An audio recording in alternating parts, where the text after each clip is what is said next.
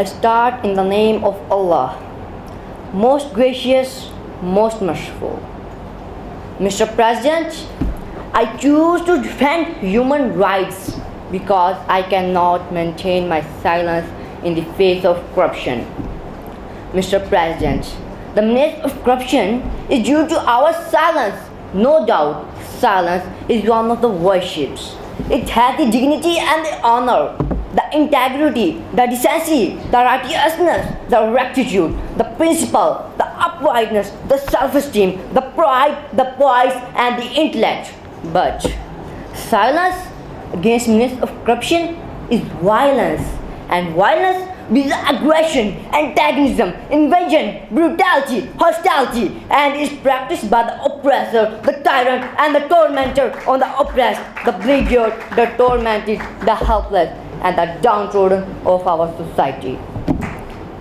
Mr. President, the worst disease in the world today is menace of corruption, and the foremost incitement of this disease is silence.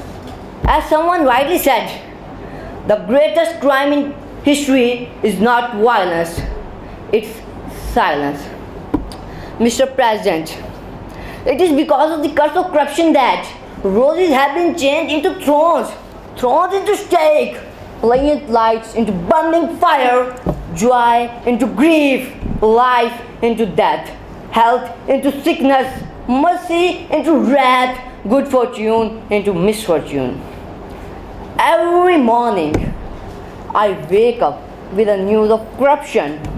I feel my body desperate to know whether I am living in a society. Mr. President, our country, its corrupt bureaucracy, police, immigration, custom, borders, and coast guards, together with greedy military and political dictators, have provided a perfect breeding environment over the past few decades for the cause of corruption to gain a foothold in this country. Our institutions are sapping their souls. PIA, Pakistan Railway, steel mills, health, education, and the rest of major institutions are at the brink of destruction. And all this because of corruption. Mr. President, as corruption is a very grim and dingy crime, it grubs away the society and culture.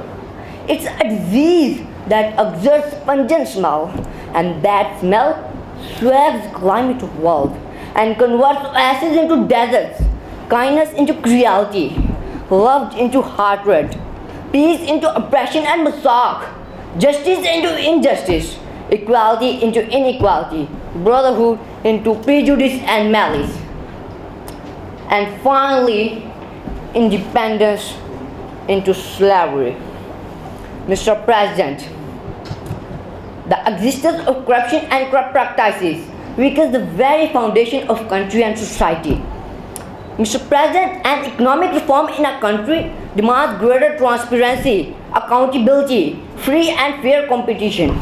But corruption and corrupt practices put a restraint on country's capacity to undertake economic reform and make scanty progress in the development of country. Thank you.